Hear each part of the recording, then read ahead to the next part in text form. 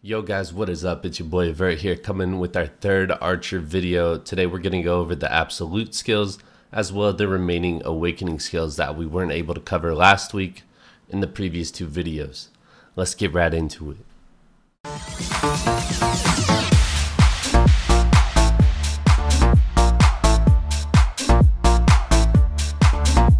Light it up. Alright guys, let's hop into the absolutes to start off. First one's going to be Absolute Spirit Arrow. Just going to give you a little extra damage on your auto.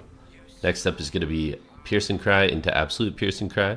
Actually gives you a stiffness with the Absolute, which is going to be great. It's going to give you that extra CC. Next up we have Ragon Spirit, Earth Kick, Volant Kick. You know, all your kicks for Archer. They get a little bit of extra damage, but nothing too great as far as an extra CC or forward guard or anything. Purging Shot, same thing. A little bit of extra damage. Not really used. Vine Cutter, forward guard, extra damage. Gaping Darkness, 100% crit rate on the Absolute, which is interesting. Moving on to Shadow Slash. You get a little bit of accuracy there. Quite a bit of damage, actually. So the Gaping, Shadow Slash, Verdure Clout. This combo will actually pick up quite a bit of damage. Might be useful, might not be. Again, this is kind of risky because Archer is squishy.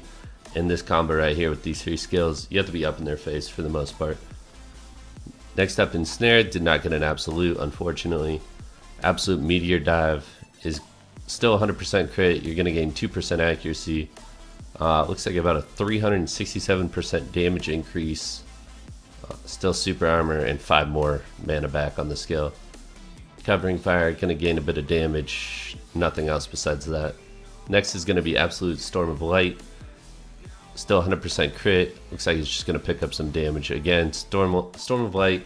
I don't know how useful this skill will be overall due to the long animation, but it could be interesting for PvE. Next, Absolute Wing Strike, your primary knockdown skill. It's going to get a little bit of damage, almost a 600% damage boost from Wing Strike 3 into the Absolute. Accuracy remains the same. Critical rate goes from 75% to 100%. So that is going to be quite nice. Some extra damage on that. These are going to be your 4 hard hitters. Well, 3 of them, you know, Earth Shatters. Still questionable. I think it can be useful, but it's the long animation just kind of leaves you vulnerable, you know. So Wraith of Nature is going to go from 788 to 1047. Crit rate and accuracy stay the same. You get a 12 AP range buff instead of 10 now. Cooldown is going to remain the same at 8 seconds. Earth Shatter going to go from 712 to 942. Same amount of hits, same amount of accuracy. Moving on to Bolt of Radiance. Oh my goodness. Look at this skill. It goes from 1270 times 6 into 1830 times 6 on a pre-awakened skill. It's just going to be your shift R&B, just a nuke and a half from the pre-awakened kit. It's going to be beautiful. 50% crit, 9% accuracy, up from 6. And it has a burn of 100 damage every 3 seconds. So a total of 300 burn damage. Quick maths. Last but not least for the pre-awakened kit is going to be Absolute Arrow Explosion. Another nuke. 952 up to 1220. 80% crit rate got raised up to 100% for this. So another 100% crit nuke. This kit is just looking more and more loaded as they bring out the Absolutes, as they bring out the, you know, the rest of the Awakening kit. Super excited to use it when it goes live. Alright guys, let's head into the Archer Awakening. We're going to cover the skills that weren't covered in the previous Archer video that we did due to the fact that the Archer Awaken quest wasn't available to us. So now we have Guiding Light, which is going to be a beautiful flow used after Uproot, Zephyr Leap, Radiant Explosion, Light's Path, Low Sweep, Glissade, and Ravenous Talon. Basically flows off your entire kit. I'll show you what it looks like. We'll use Radiant Explosion right into the flow there. Nice little range knockdown. And you know, you move back as well, so it's going to help you kite and create some distance. A huge heavy hitting nuke off of Guiding Light is going to be called Righteous Smite. Righteous Smite is going to be your hardest hitting nuke in Awakening and possibly pre-Awakening. Could be rivaled by your Shift R&B in Pre-Awakening, but, you know, regardless, it's a heavy hitting nuke. So Righteous Smite can either be cast off the hotbar, or you can use it after Path of Light. It's going to look like this if we do the whole combo.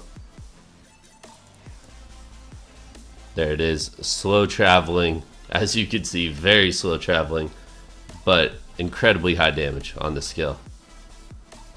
Next up is going to be Ultimate Zephyr. This is going to be your shift back. We do have this in Pre-Awakening, but the Awaken kit is going to keep us in our bow, as well as lower the cooldown to 6 seconds and 300 stamina. So it's going to look like this. On top of that, it still has the same stiffness and forward guard on the skill. Next up is going to be Light's Mark.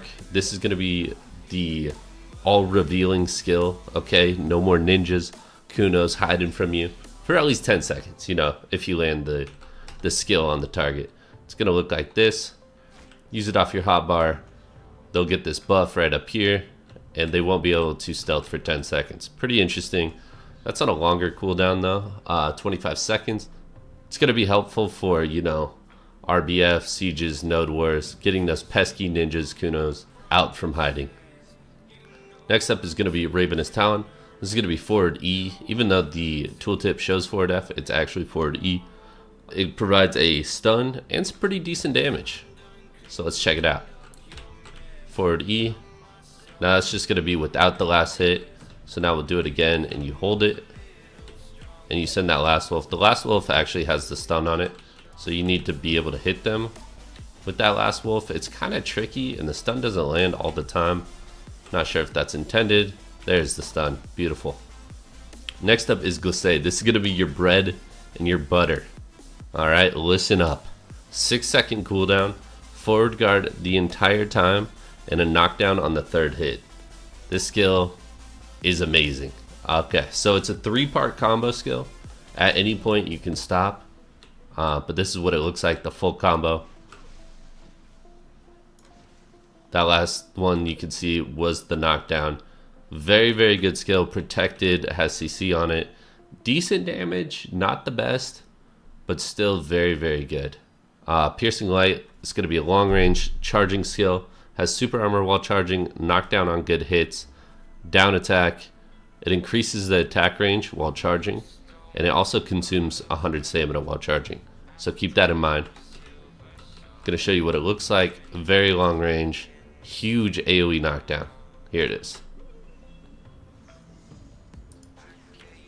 So as you can see, we targeted the right NPC and it knocked down the left one.